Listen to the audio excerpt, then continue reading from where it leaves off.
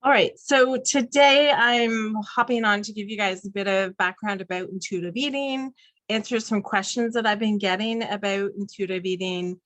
If you haven't, you can go and watch my 3-part free training series on like the first 3 steps to kind of do to get into intuitive eating. I'm recording today because a few people couldn't join live, and I know they had some questions. So hopefully the questions get answered.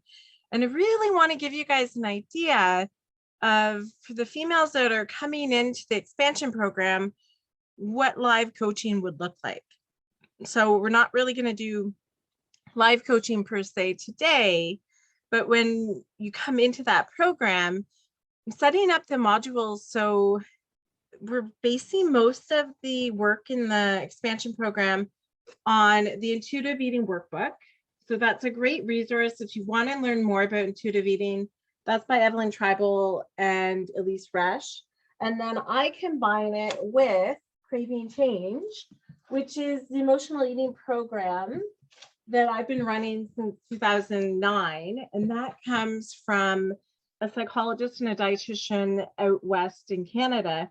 They saw people coming into their clinic presenting with the same kind of challenges and issues. So they put it into a nice little package for us. So that focuses on emotional eating. And I've been leading that program for years and kind of feeling like it gives great tools. There's 13 different strategies that we go through. It's a 4-week program. It can be up to 6 weeks, depends how many people are in the group. But I always felt like that was kind of missing all of the information. Like it would give people distraction techniques and ways to deal with their emotional eating. But emotional eating in and of itself isn't necessarily bad. So as we learn more and become more intuitive eaters, you'll realize that eating because you feel upset or you feel bored or you feel happy or you're celebrating, that's not wrong. But that's been a learned behavior and a learned coping mechanism.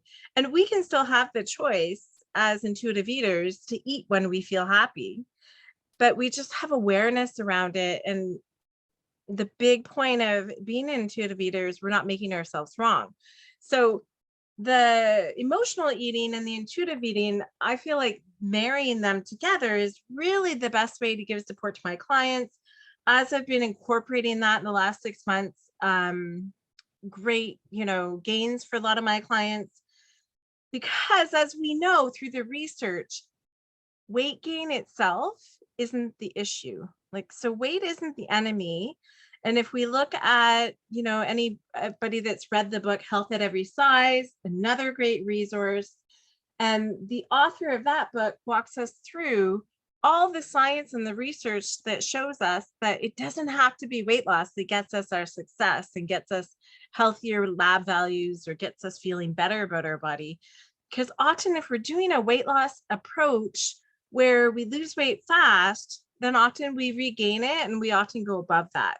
So Health at Every Size is a great tool to have in your toolbox too, to recognize that it's the health behaviors, right? And if we're doing health behaviors, then obviously we may lose weight or our body weight may adjust, but it's really about the focus of intuitive eating is about coming from that place where all food is neutral. And once we take food off a pedestal, if we have food up here and we think like I can only have cake when it's a special occasion and it's somebody's birthday, then what happens when that cake shows up at a time where it's not a special occasion and maybe we eat that cake? What's the feeling? What's the response in your body? Or do you overeat? Do you feel overfull? So that's where intuitive eating comes in. And I had a client call recently. The client's been working on, feeling better in a bigger body. Because again, it doesn't matter what size our body is. That doesn't determine our health. I have lots of clients, a few other ones recently. They're, very obese if the doctors are going to follow the BMI and look at that. But when we look at their lab values, they're actually far healthier metabolically than people that may be at a lower body weight. So body weight is not the answer, but I had a client who's been working on intuitive eating, and she had a big loss come up in her life. And she actually, allowed herself to eat for comfort during that time and was able to come back a few weeks later when we checked in to say, yeah, like I allowed myself that. I realized that was okay. I was going to use food as comfort and then I can get back on track. Her focus is really on incorporating gentle nutrition, which is part of intuitive eating.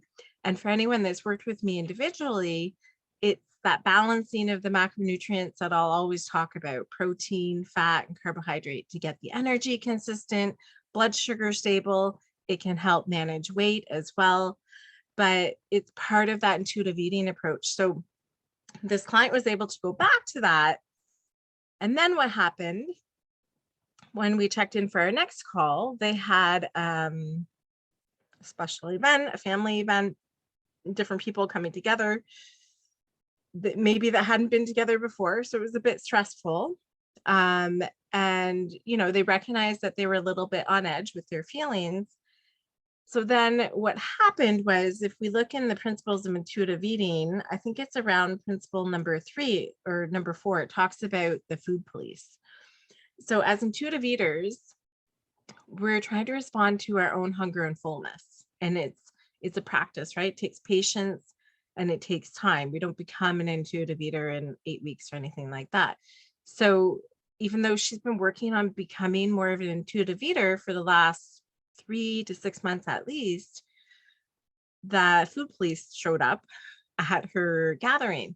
And it wasn't so much, I don't know if it was comments. I think it was just her perceived perception that they were going to be judging what she was eating, and maybe a little bit of her own self-judgment, which is perfectly normal.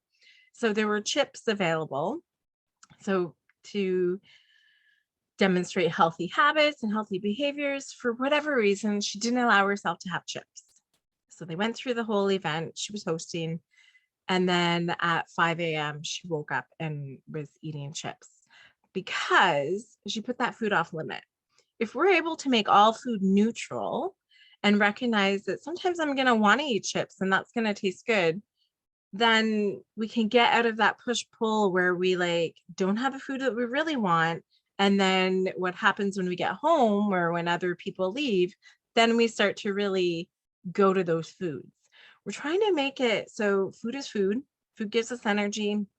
Food should give us satisfaction, enjoyment, and that's what we go through when we're doing the intuitive eating process is recognizing that food can fit in and we should enjoy it. We should get fulfillment from it.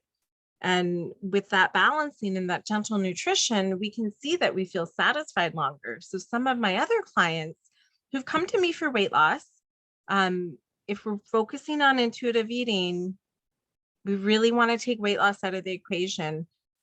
But I've been able to kind of integrate intuitive eating with some of the work that I'm doing with them to get them to see, if we balance things well, you can actually often eat more food or eat more balanced or eat more fat, get the satisfaction and be able to get the better energy and feeling better. And I had one client that was even, having the awareness at snack time where she would, change her snack one day versus the next day to see how that food would feel and satisfy her. So the first thing to do with intuitive eating is to reject the diet mentality. So what does that mean? Because for a lot of people and a lot of clients that come to me, I had one client describe her dieting as guardrails, right? So she did a program called Noom. It's an app. It will advertise that it's not a diet, it's behavior change. It's still giving restrictive calorie intake. So it's still a diet and it's still focusing on dieting behaviors. But she did that and she did well. She lost 25 pounds. I think it was during the pandemic following that system. But when she came to me, she was at a point where she wanted to have resilience through her nutrition. She wanted to feel good. She didn't want to have that negative feedback loop that was happening because the app was telling her every time, she inputted her food, it would give feedback and it would say, you ate so many red foods. So flashing light red, bad foods. where she was picking foods based on the comfort, based on her family preferences, and to be constantly reminded like these are not good foods, whatever, there's no good, there's no bad food, right? But that was the feedback she was getting. So she came to me and we got rid of that. She still wanted some kind of guardrails. So we still worked on healthy habits. And if you haven't downloaded, I've got the healthy habit tracker, a free download off my website as well, where we're focused on different behaviors to get us feeling better, but we're not focused on doing those behaviors for an outcome like weight loss, let's say. So if we think about, excuse me, rejecting the diet mentality, there can be like a fear that comes up for a lot of people. So in principle 1 in the workbook, they talk about, if I stop dieting, I won't stop eating. And that's a common concern when people come to talk to me about intuitive eating. But the research clearly shows as soon as we put ourselves on a diet, or as soon as we think about a food being off limits, then that's a trigger for overeating. And I see it often when I do my intake. So every week I probably work with about 15, oh, maybe not that many now, maybe 7 to 10 new clients. And when I do their intake, I'll often, ask about what they ate yesterday as just some idea to see what they've been eating. And it's at least 90% of the time, they'll be like, oh, but that's not how I normally eat. And I'm not judging. I'm just trying to get an idea of like time of day, what you're eating, what that balance looks like. How do you feel? I'm not judging the food intake. I'm just trying to get an idea of what it looks like. But it's, something I've learned over the years is when people think they're going to talk to a dietitian, they think we're the food police and we're going to tell them like, oh, you should never have that again. So it's kind of almost like the Last Supper effect. And that happens when people feel like they have to go on a restrictive diet too. They feel like, I'm never going to have this again. And then they overeat. And the same thing happens when we put a food up on a pedestal and we think I shouldn't have that. Then when we have access to that food, we tend to overeat. So dieting is often the trigger for overeating, and there's tons of studies that support that too. And that's the neat thing. Since they've released their intuitive eating their first edition back in the 90s. So this is the original book. I'm always going to recommend the workbook for people. It's a bit easier and it gives you step-by-step how to walk through. And that's what my podcast series on intuitive eating is based on, the principles as they're broken down in the workbook to make it easy and bite-sized. But the neat thing is, since they've released their work, their intuitive eating focus in the 90s, there's been over 100 studies that support that intuitive eating works. So people that intuitive eat, they feel happier, they have more confidence, they don't have stress around meals. They don't avoid social events because food's going to be there. They know that the food's going to be there. They may still choose to eat, a healthy, well-balanced meal before they go. So then they're not, going to be as triggered to kind of overeat, but they're going knowing that they can eat what they want, right? Because that diet mentality is out of the way. So another fear would be, I don't know how to eat when I'm not dieting or following an eating plan. So the reality of that could be when you banish food plans and become an intuitive eater, you're going to focus on that hunger and fullness scale. So you're going to check in with your body. And when we know that we're hungry, we start to get like, physiological symptoms. It could be you get a little bit of brain fog, or you get a little bit dizzy, or your stomach starts to rumble and you're feeling like something that in craving change we call stomach hunger. So we want to eat in response to that physical feeling in the body.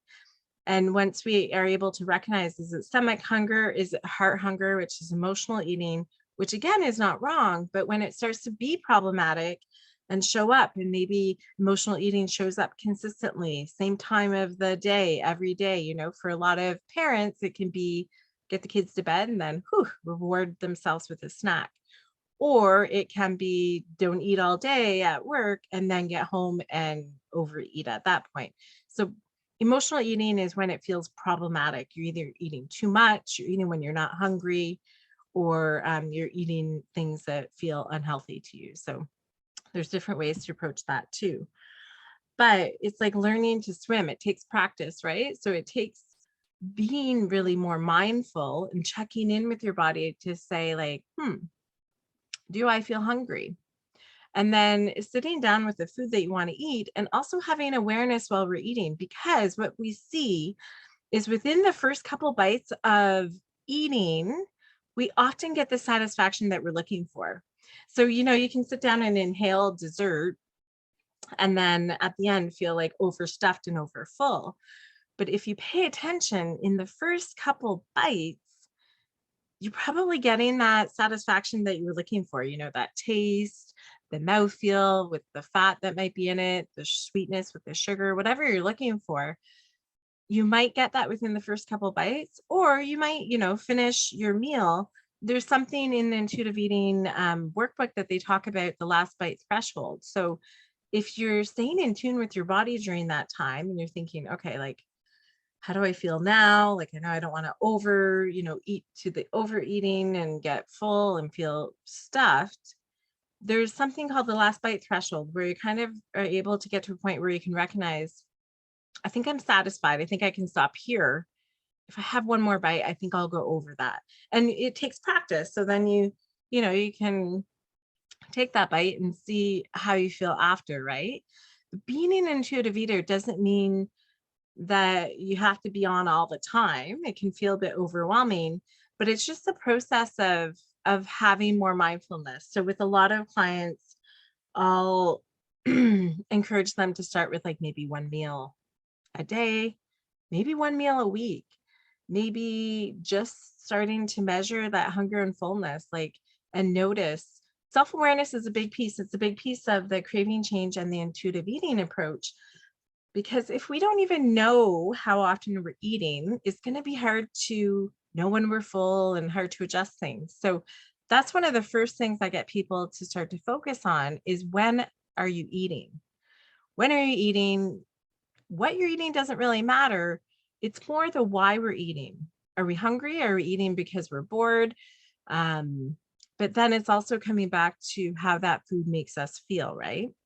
So there's lots of different nuances in intuitive eating, but the reality is that, if you feel like you're going to be out of control when you become an intuitive eater, when you start to rely on that internal system and your internal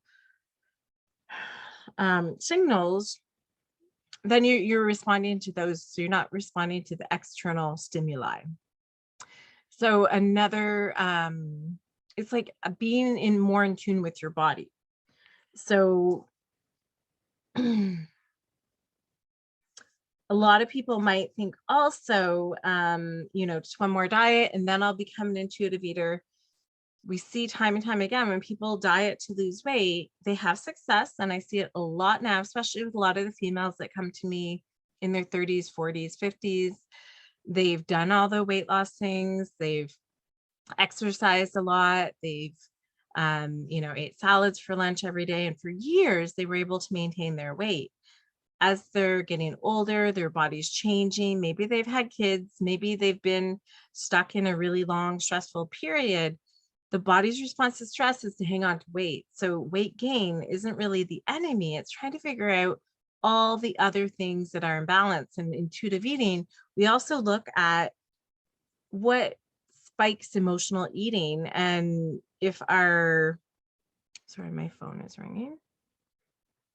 If our stress, if our sleep, if our work-life balance, if those things are off kilter, it's going to be hard to be an intuitive eater who doesn't still emotionally eat, which isn't wrong, but it's just to have, again, that awareness. So the first thing to do in becoming an intuitive eater is to let go of the diet mentality, because chronic dieting, helps your body store more fat. So every time you go up and down in weight, your body tries to hang on. Dieting increases binges and cravings. As soon as we restrict things, we get into this brain space where it tends to lead us to overeat. So it stimulates the brain to launch a whole bunch of cravings and eat more, because the body at the cellular level is trying to survive, because the body recognizes restriction as famine, and our bodies don't know. They don't know. So if you've got a high period of stress happening, your body doesn't know that you're stressed because you're having challenges at work or you're having challenges at home. Your body doesn't know what the stress is. It just knows, gee, I didn't get enough sleep. I'm stuck in this stress response. So I'm going to keep the body safe. So to keep Kathy safe, I'm going to hang on to the energy. So then I have it to fight that stress. The other thing to be aware of is if we're in periods of higher stress, a lot of our energy is in our extremities. So our body's ready to fight that lion or tiger, whatever that stress is. And when the energy is stuck there, it can dampen the hunger and fullness cues too.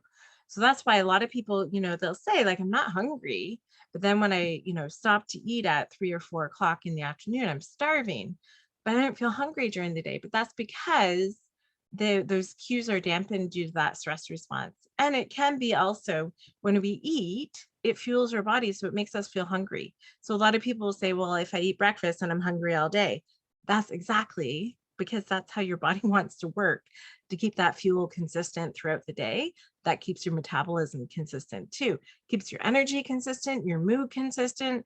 There's so much benefit to consistently eating and focusing on this gentle nutrition, but also allowing yourself to have any food that satisfies you to give you that pleasure, right? But it's that consistency. So what else do I want to talk about?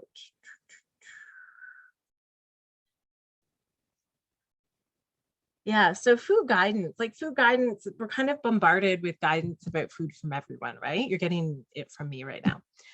But what the Intuitive Eater does is we start to listen to what we want, right? So it's, again, focusing on like, how full do I feel? How hungry do I feel? Gee, that food really doesn't make me feel good. So there's a process called habituation that happens when you become an intuitive eater, where, maybe previously you couldn't have chips. And I've had so many clients over the years say, like, I can't keep that in the house because if it's in the house, I'll eat it all. So then, sometimes I'll admit some of my strategies with them where they would walk to the store and get what they wanted and then, walk back home and eat it and be done and have a small portion. But if you're really able to become an intuitive eater and to trust yourself, trust your body's response, trust your feedback, and trust that you're going to learn how to fuel yourself efficiently, it's the process of habituation means you can have that food in the house. So you're not going to come into a place where you're going to, sit down and suddenly have like 5 of your trigger foods at home at the same time to start with. So you're not going to stock up on chips and cookies and ice cream and whatever else. You're going to pick one thing and you're going to have that in the house. And then when you want to eat that food, you're going to allow yourself to eat that food. You're not going to make it wrong. You're just going to allow yourself to eat that food. And initially, you may really overeat that food, but your body's going to give you feedback. So, you might have ice cream and it hasn't been something that you've been able to keep in the house. And then you have ice cream every day for a week. After a while, your body's going to get into that habituation phase where you're going to be like, oh, I don't really want that. Like, ice cream is good. I've had enough. And you're going to be able to reserve it for when you really want it and when it's really going to give satisfaction versus having to eat it because it's there. You'll be able to be at home with food and no other people around, but also able to trust yourself with food. And that's where that increased confidence and happiness and all those things come in as being intuitive eaters, because there's so much less stress and so much less calculating and figuring things out. I'm still, with clients, still working on that gentle nutrition piece, but it's giving them so much more freedom around food. And that's what really supports us to be intuitive eaters. Yeah, and scales. So in intuitive eating, the first principle they talk about forgetting failure. So you can actually fail at becoming an intuitive eater because it's a practice. It takes patience and it takes time. So you can actually fail, and it helps you let go of like progress. You think about progress and not perfection. So if you're someone that's perfectionistic, it can feel a little bit scary, but then it gives you so much more of like a fluid kind of around food. Yeah, and then when we look at scales, intuitive eating talks about like removing scales because, like I said, when I look at someone health wise, there could be someone really skinny on a scale or at a really low body weight, but if they didn't get there in a healthy way and they're not doing, balanced eating, gentle nutrition, we can see much worse metabolic parameters than in someone that's doing healthy behaviors and lives in a bigger body. So it's not always about the scale. Changes in scale can be water, fluid retention, hormonal changes. I watched a dietitian influencer. I think they're with Beachbody. I don't follow their account anymore, but they were talking about like, okay, so you check in on the scale every day and it gives you feedback if you made a good choice yesterday or not. So while I was following her, I was like, okay, well, yesterday was kind of an off day. I can't remember what me and my kids were doing. So we had fast food. So I'm going to hop on that scale and see, what feedback it gave me. And my weight was like 2 or 3 pounds less than it had been the last time I'd hopped on the scale. So scale it's just one measurement, and it's not the measurement of worth. So it's not something that we should be focusing on. I would focus even with clients, with how you're feeling. I had a client this morning and said, I'm definitely feeling better. That's where we want to get to. We want to get to feeling better because that gives us that internal motivation, right? When we feel better, then we're able to do better. And if we're constantly in this success and failure and, oh, my weight went up by a pound, oh, my weight didn't go down this week, that's not motivating and that doesn't set us up for success. So it's more how we're feeling, being able to be around food, be around other people, food as celebration. Like food is a big part of life and we can't get rid of it. But imagine how much time people could save if they just took away all the rules around food. Sure, there's sometimes like medically, like, so, as a health professional working in a medical clinic and with other medical practitioners, they're going to refer people to me to help them. So, and they'll all have different medical conditions, but I can still get back to intuitive eating with 99.9% of my clients as an approach. So I work with people with disordered eating and we work around intuitive eating principles. I work with people that get sent for weight loss, but we focus on intuitive eating principles.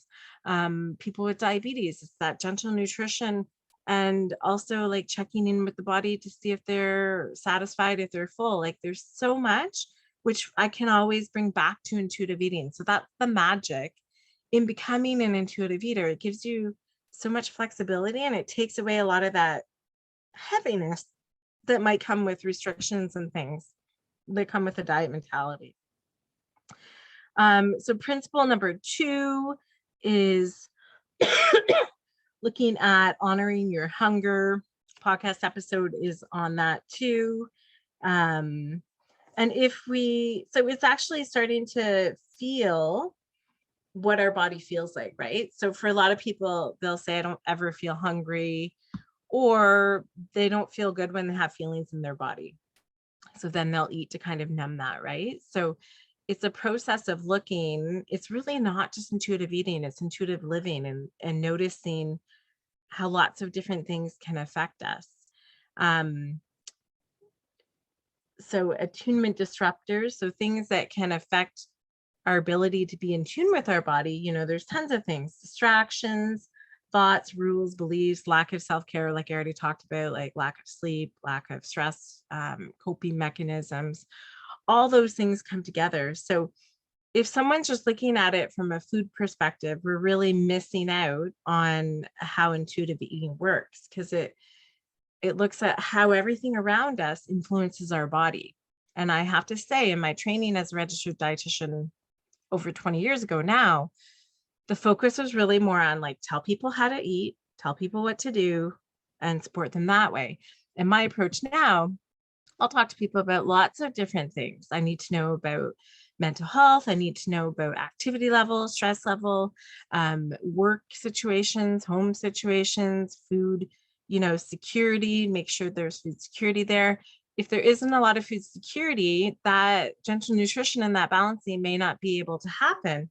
So then that even lets intuitive eating have more of a role in some of those situations, and recognizing that health behaviors can help them feel better, but they might not be able to do as much food balancing as they want because of financial restrictions and things. So there's lots of different ways to get to be more of an intuitive eater, but it's considering that whole person, which is such a more holistic way to approach health and wellness too. So in the podcast, I go through like how you feel that hunger in your body, all the different ways that we might feel hunger. So I would encourage you guys, if you're interested in intuitive eating, get my 3-part video series, which gives you, a breakdown of the first 3 steps in becoming an intuitive eater. Take a look at the workbook. And then, if you have questions, come back. I'm happy to do more trainings. I don't want to go too far into it. But if you do have questions after this little training, you can reach out to me as well. So, because when you think about food police or food restriction, we can kind of get into, we're human, right? So if someone tells us not to do something, then we're like, well, what the heck? I'm going to do it anyways, right? So, or if we feel like something's controlling us, then we tend to want to resist, right? So when we become intuitive eaters, it's really like just letting food be food, letting what we eat not make us wrong. What we eat should never make us wrong. And, eating the food that you want, and then starting to pay attention to your body's responses. So you also want to think about do I really even like this food? So a lot of people, as they start to become intuitive eaters, food that they've previously restricted because they thought like, oh, I shouldn't eat that. When they actually start to eat it and they actually start to pay attention, like, how does this taste? How does this feel in my mouth? And what satisfaction do I get from it? There might actually be foods that they've been avoiding because they thought they were unhealthy, but they actually don't even enjoy. So then they're able to say, okay, well, I really don't enjoy that food. But if we're eating in a way where we're distracted, that's the other component of this is, if we're eating, we're doing something else, we're not allowing our body to give us feedback if we're full or if we're satisfied. So if I'm eating and I'm, working at my desk, quite often in my previous in-clinic days, I would go to get the rest of my lunch and then I'd be like, whoa, like I already ate it because I didn't have the awareness. So it's really hard to know what's happening and how full we feel if we're multitasking. Food needs to be the focus. It's kind of like looking through a camera and you can only see what's through your lens. That's what should be happening when we're eating. Because for multitasking, our body doesn't get that feedback too, that we're satisfied and full. So it can actually lead to more overeating later on in the day because that connection wasn't there for the body to get that satisfaction. It's unconditional permission to eat. They looked at forbidden fruit phenomenon as well. So, studies of kids that were not allowed to eat fruit or sweets actually led to increased consumption of those foods when they became available. So it goes back to some of the principles even that we work with toddlers with eating and picky eaters.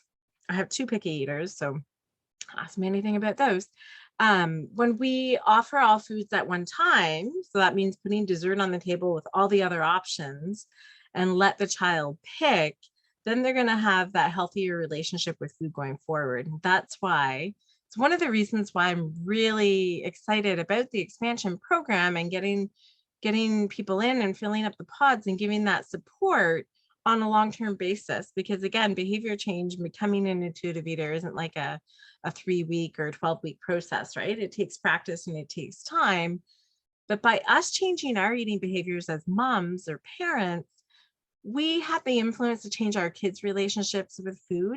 And yeah, that just speaks volumes to me with having the next generation of kids having a much healthier relationship with food, be more in tune with their body. At my house, a lot of talk is about feelings, and feelings are welcome. I shared that in my birthday email this week. I didn't have some great feelings on my birthday, and the kids, were a good reflection back to me, because when I don't feel great, they pick up on the energy and they kind of throw it back at me as well. But all feelings are okay. And it's okay to have feelings, but it's uncomfortable. So the podcast episode that I just put out yesterday started to talk about how to cope with our feelings without using food. And that's the whole focus of Craving Change. That's why I bring that in with the intuitive eating into the expansion program, because of all the different techniques that we have to cope with food without using to cope with feelings without using food. And in the program, they have a change buffet with 13 different strategies. Again, some of them are more distraction strategies. So the intuitive eating piece is going to be letting us sit with our feelings. And, since COVID, since my divorce and the death of my mother, I had all this time to sit with my feelings. I'm not going to say that I enjoyed it every moment, but sitting with our feelings, they can actually move through us a lot faster than not sitting with them, right? Or stuffing them down, because then they get stuck. And then we're going to have that continued learned behavior, continued response. So anticipation of food restriction triggers overeating. Suppressing appetite is ineffective. As soon as, you tell someone not to think about something, then they'll start to think about it. And that same thing happens when we try to suppress our wants or hunger around food. Last supper eating mentality, I already talked about that. So then in principle 4, it goes through challenging the food police. And some of those are going to be learned rules or beliefs around food that you've learned over the years or that you've heard, right? Like if I want to lose weight, no carbohydrates. So I had a client this morning, new diagnosis of prediabetes. So they cut out all the carbohydrates. But that's not the issue, right? It's trying to get the balance. Carbohydrates serve a role to give us energy. You might feel better if you don't eat carbohydrates. I have another client this week who's focusing on more keto nutrition for brain health, for brain function. And there's some good research around that, but we can still work within intuitive eating settings and incorporate some of these different principles. But it comes back to recognizing what feels best for your body and what works best for you. So intuitive eating, kind of gets rid of all those rules, all those previous beliefs, lets us get back to feeling satisfied, feeling hunger in our body, having feelings, letting those be okay, and then have a mindful approach that we can work through those. Yeah, so another, there's cognitive distortion that they talk about in principle number 4. Like it would be okay to eat fruits and vegetables, that's good, but it's bad to eat bread or pasta. So then it kind of goes through a technique where it's like, has pasta ever harmed you? How would you feel if you only ate fruits and vegetables? So it goes through a series of processes to be able to recognize where those beliefs came from, and really sometimes how skewed or how ridiculous they are, right? So that's the principle number 4. Principle number 5 is about fullness and listening to your body. I think a lot of us, what I find myself, I can't speak for everyone, but I find a lot of people don't have the awareness of what they're eating, when they're eating, or how their bodies feel. And it's because we haven't been taught how to feel feelings or feel bodily sensations without feeling uncomfortable. So a big part of intuitive eating comes back to just body acceptance, body love, letting recognizing how you feel. And sometimes it's going to be recognizing that, gee, I don't feel well, but I know what I did, like I overate something yesterday, or ate more sugar yesterday, and my joints hurt. Like everyone's the expert of their own body. So you'll know what food is having an impact if you're able to kind of start to create that awareness. So that's it for the training today. Thanks for tuning in to the replay. Thanks for being live. If you have any questions, send me a message, and I'm happy to answer those in detail or in another training. I'll probably pop up and do a bit more trainings. I want people to see what live coaching is like, and what would happen if you let yourself be coached in the expansion program along with 9 other of your, new best friends, and, let dieting go. Think about how much mental headspace you'd have. You wouldn't have to calculate calories and things like that. It's just this freedom of accepting our bodies where they are now, letting our kids see that too, right? So I have to say it's a struggle sometimes. My kids, I live with 3 kids as a single parent, so they're kind of always around me. And sometimes I have to let it be okay that they see my body as it is. Because when I was a child, my mom never let us see her body. It was always like a big taboo, but bodies are just bodies, right? Bodies are just our vessel. One of the probably the most less interesting things about ourselves, but it's really being able to get into this space through intuitive eating and intuitive living. So thanks for joining me. Thanks for letting me record the replay for the others. And if you have any questions, don't hesitate to reach out and let me know. Thanks.